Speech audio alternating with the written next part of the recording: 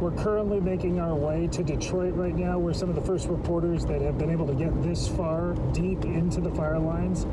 We've seen so much devastation on 22. It just rolls and rolls. There are countless homes burned, countless businesses burned, and then every few moments there's one or two businesses or homes completely untouched. It is simply baffling. We're here in Detroit, and it is absolutely burned out. You can see behind me is another burned out fire rig, and it just speaks to the absolute bravery and stand that this fire crew tried to make in attempting to save the town of Detroit. It is almost completely burned out. There's one or two restaurants that have been saved, but for all intents and purposes, this town is gone. It's just a house, and it's there, and theirs was just a house, and it's gone. Just west of Detroit is the town of Gates, which also suffered severe property losses. Chuck Johnston has been wrestling with the guilty feelings of his house being saved while neighbors lost everything.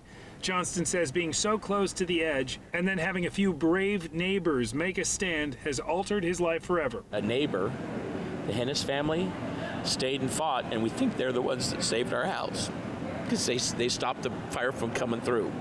And I think I owe them a debt of gratitude.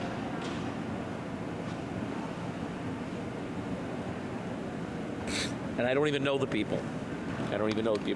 The fire is still smoldering in giant trees along Highway 22. The destruction is hard to comprehend. From east to west, communities felt the wrath of the Beachy Creek fire, and Detroit never had a chance. A burned out rig that says volunteering with pride just speaks to the furious fight that was here in Detroit attempting to save this town, but for all intents and purposes, it's gone. Gates, Lyons, and Mahema all suffered serious losses, patchworks of burned homes and businesses. Standing in the community of Lyons, we saw homes along the river turned into piles of ashes. People are starting to matriculate back into their respective towns, searching for friends, searching for pets, and anything that they can salvage. In Mill City, their community was inexplicably mostly spared. I feel a little bit guilty that my place made it and theirs didn't. There's homes that have been in this canyon for 100 years plus that are gone now. And, you know, my 20-year-old home is still here. It may be a big significance to me, but it's not to the canyon. And I'm really just heartbroken. Returning to the burn areas is also posing serious health concerns because of the air quality. One of the reasons they're keeping people out of the fire lines is simply the toxicity levels. Hazardous is 400. We're currently standing in 613, and at any time these trees can come tumbling down. For those who have made it through the Beachy Creek fire, their lives will simply never be the same. The most terrifying experience that I've ever gone through.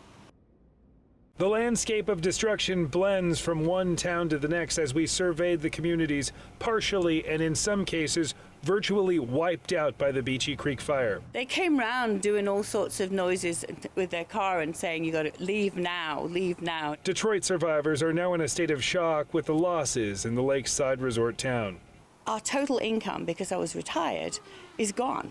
We used to have income from the lease of the Cedars and the business. I had 2 cabins I had income from, and they're not there anymore. Samantha O'Leary was feeling the small town jitters, but now everything has changed. It's weird to think that the things I was trying to get away from are gone now, because I just always assumed they would be there. The unsung heroes of the recovery are the logging, communications, and utility workers who risk their lives and health to clear Highway 22.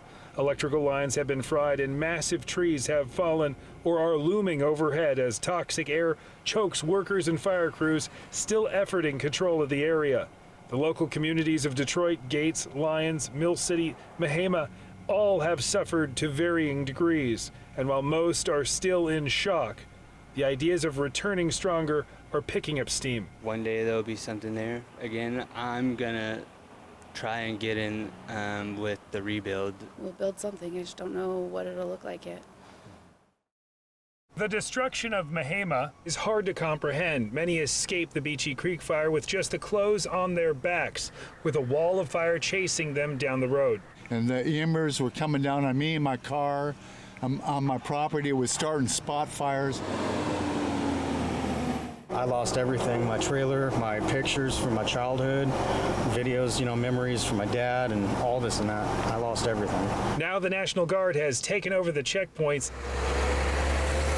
into sections of Marion County as the fire continues to burn. Even in areas that are completely burned through, some smoldering embers creep back, then are extinguished by firefighters scouting for flare-ups. It was just a big wall of flame. Ron Pettish says he's trying to get back to his burned out home, but the military checkpoints are shutting him down. I have 12 cats. I saved 8 of them, and there's still 4 still up there. So hopefully they're okay. Some buildings were untouched, others complete losses. This Twisted Metal was once Gene's Meat Market, a specialty store that has been a staple at Mahama for decades. Longtime residents are still trying to make sense of their community in ashes. I think Mother Nature is very mad at humans for what's happening. We as humans, we better start doing something about it real soon.